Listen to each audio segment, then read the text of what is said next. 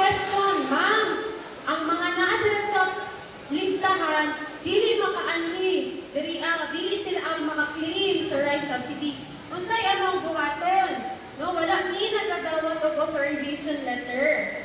Kung mas maayo, kung kinsa jud ang naa sa listahan, sila jud ang moadto diriya. Pero ma'am, dili man gud sila kalakaw kay bedridden, nagsakit, nagpa-check up, or naay importanteng giadto. No? Kung ingana ang inyong mga reason, pwede ra ni magdawat og proxy. No? Pwede ra may representative. As long as nakapuyo mo sa isa ka balay, kauban mo sa isa ka balay, pariente or first ano gid mo sa family, members of the family. No, dili pwede silingan o relative, kapitbahay, dili pwede ha. Ang proxy dapat naa mo sa isa ka balay. Unsa ipakita sa amo ha? Valid ID sa katong naa diri sa listahan o valid ID nimo na nag-proxy ka. Kasabot?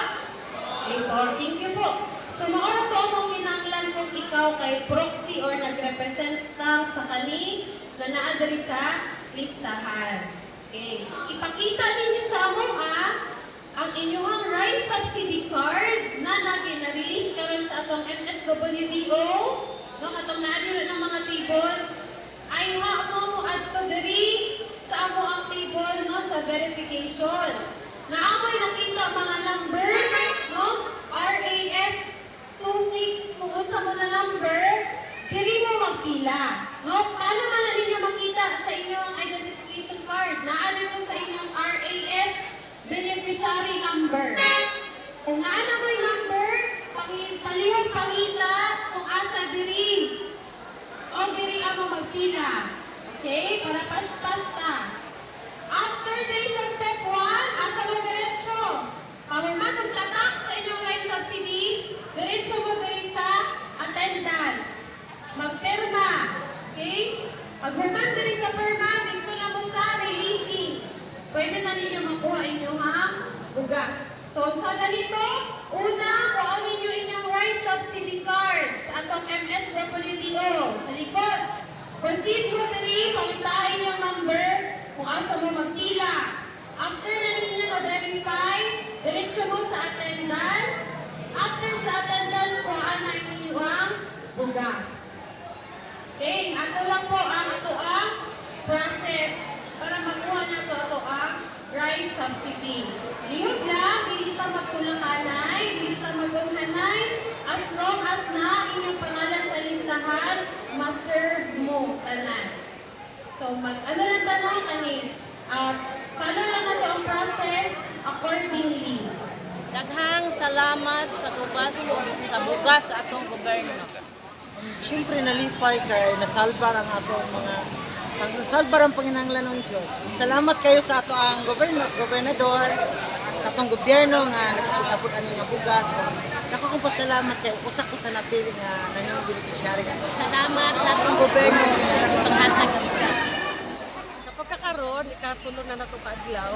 So schedule nato sa Bansalan. Human nato sa Batanaw ang sulod.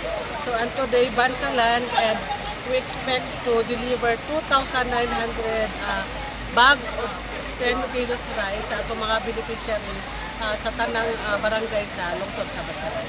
Based sa ato ang guidelines na gi-orient sa ilaha, dito lang sa category kung asa pinsa ang qualified na mudawat sa 10 kilos na rice. So, nag-identify sila o mga farmers, fisher folks, solo parents, senior citizen, o PWD, and other sector nga low income. So, dito lang sila musulod sa guidelines kung isa lang itong qualified na atong hatake. Ang MSWDO, mauigitasan sa LGU, nga mag-identify sa beneficiary nga 2,900.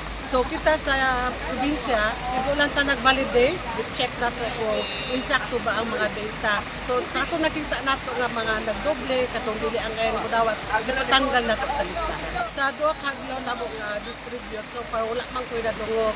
Siyempre di man gid nato maplistanan no. Makabalo man sila nga dili gid para sa tanan ng ato ang ipanghatag nga bugas. So pasalamat pud ang nakadawat kay hangtod man sa upat ka wave sila nga mo angkon sa 10 kilos ka rice. Sa mga nagsigig pangutana kung na-appeal mo o wala, pagpaabot sila sa LGU nga naka-schedule. So daghan man pud nato mabasa sa mga feedback nga appeal ba mi. So kung asa nga schedule dito lang nato makita kung ma-appeal ba sila o dili kay sunod-sunod man wala man tay hunong hangtod mahuman ang 10 ka LGUs.